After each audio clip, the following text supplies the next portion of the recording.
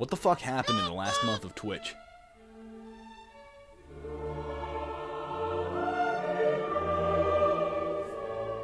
Twitch Is Self Destructing. Live streaming on Twitch as of right now is rocking meticulous, being choked out by the motherly thighs of lies and deceit. Live XQC having a fight with his ex-girlfriend in front of over 100,000 people.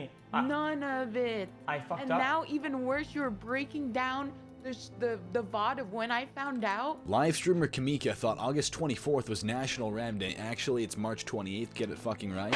The epitome of budget Keemstar scammed over $300,000 from all sorts of different streamers, fans, mods, and even a really sad story of a cancer-ridden patient.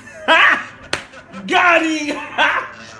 Got him! Then Mizkif is trying to cover up a sexual assault from Crazy Slick. Dude, we have a lot to talk about. For new large creators, Twitch is cutting its funds from 70-30 split to 50-50. They just announced that they're removing the 70-30 split. As well as banning slot gambling, which is actually a really big part of Twitch. Needless to say, as of right now, the streaming world is completely up in flames to those of us who are aware, and a part of the streaming community. Twitch, for the longest time now, has had a problem with the sexualization of female content, where TOS can be skirted very thinly, and then men get permanently banned for events in which that are out of their control, such as events that take place on Omegle with creeps. The resultant? You get wiped off the face of the platform, only to be thrown into the nearest Maccers. And a Karen starts getting mad at you because she didn't want mustard on her burger. As the smoke overshadowed the flames of community guidelines flamed by the audiences that watch it. For the double standards that come with the streamers in which they love. They're trying to skirt back and figure out what the fuck they're gonna be doing, but they can't. Now, Kamika herself originally wasn't actually that big, but after her recent controversy, such things such as her TikTok skyrocketed to over 100,000 followers. Because for some reason, her boy toy, let's call him Crag got home feeling a bit frisky, his face cold, and his dick even more so. Thus, in fast food terms, he upgraded his order of ham sandwich to a frankfurter, which is another way to say a piggy in a blanket. Off screen, she didn't account for the window mirroring my ego size, reflecting all of which was happening, where we see a suspicious image of a man-woman blow-by-blow shape. And what was her punishment for having intercourse on stream in front of a live audience? 7-day ban! In January, Gideon was widely known as a troll, and he raided Pokemon's chat with L+ ratio as it was spammed over and over again by thousands of people. Even though this caused internet discourse, they have worked out their differences. Regardless, one day after partnership, he was permanently banned off the platform. Basically, it's a slap on the wrist if she's getting slapped on the ass. Ever had a fight in public? No.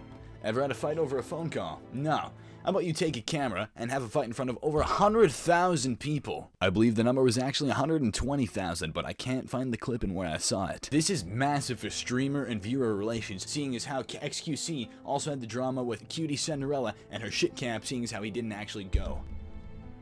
Fuck. I'll be honest, I didn't exactly understand that whole shit camp situation, but the people on Twitter were eating it up in a shitstorm like piranhas faster than my mother ate saturated fats. The real heat of the moment comes down to Sliker. In question for a long time was his supposed gambling addiction, but just as English Tyler 1 is addicted to the thrill of gambling as the original is to League, ignoring their similarities in height, it's been brought to light about Sliker's financial affairs after his mods took over his chat and the DMs and screenshots started to flash before us more than CSGO grenades. Forwarding to the drama, you guys, the viewers, as well as myself, probably you guys a lot more so, get scam calls from call centers in different countries all around the globe. You know the whole shtick, we've all heard it before. This is my voice, one day into working at an Indian call center. This is my voice, 1 week after working at an Indian call center. Hello, your computer has virus. But Sliker took it to an entire different level, building himself a platform and community in which people trust him and have a basis of trust. And then he took that community and crushed it, especially when he went to other big streamers asking for money, for donations, from mods, from fans, and he was pulling people's money out of them, especially considering the fact that there was a cancer patient who couldn't afford to pay for healthcare in the US. I actually can't remember if it was the US or not, sorry. And it really goes to show the gravity and length of which he's actually scammed and got money out of people. When his gambling habits started to take him too far, he started sending videos like this. So I genuinely thought I thought it was gonna be the same. Guys, just to show you that I'm not hacked, bro. But I don't want you to force yourself, bro. I've stayed up all night, bro. Like, I genuinely didn't do it on purpose. I just want to send out prayers to the to the ones that was lost. That's what I think of when I see this. There was a graph that showed all of the money taken from specific streamers that I found on Ludwig's Mogul Mail. And speaking of which, XQC and Ludwig have also offered to pay in half, both of them, the total amount of money that was stolen from all these people, equating to over $300,000. Adding on to the drama, Mizkif is also being accused of covering up sexual assault allegations from fellow streamer and roommate Crazy Slick. Dude, we have a lot to talk about. More has yet to come to light aside from this. If we're gonna deplatform people for scamming others, shouldn't we have banned you for Jokecoin a few years back? Tough. Yeah, I don't know what Jokecoin is, but it sounds like a scam token.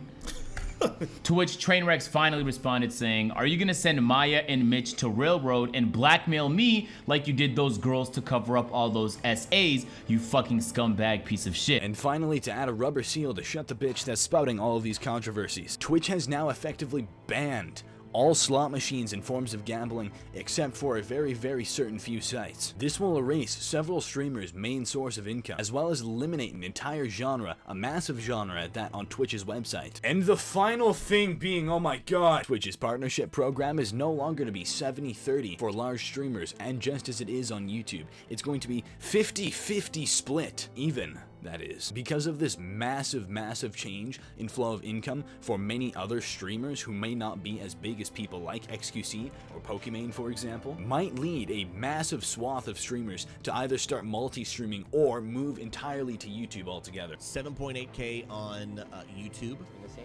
It's not a fair assessment of a view account because this is a very bad viewing experience. So 14,000 on TikTok. 1.2K on Facebook, 13K on Twitch, 1,300 on TikTok. And if you'd like to see me stream, subscribe. If you want to see an update video, like and put a comment down below to share exactly what you want, because frankly, there's so much more to be just putting in one singular video, and it's way too much for my head to comprehend.